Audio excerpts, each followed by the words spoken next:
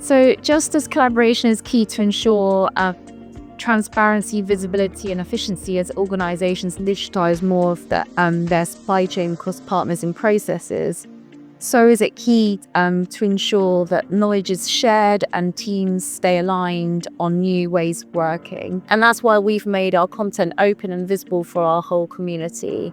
It's important to identify key stakeholders from cross-functional teams at the very beginning of their learning process at the implementation phase, and ensure that everyone who's important is involved at that part from the very beginning, and to remain informed about any changes in the system. I'd say don't be scared of what's new.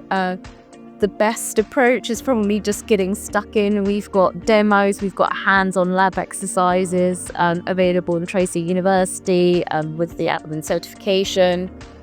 We've got the quizzes, so don't be afraid of just getting involved. I'd say that's the best approach. Our solutions are designed to be user-friendly and intuitive, and TraceLink University will teach you the key concepts, but will also bring those concepts to life.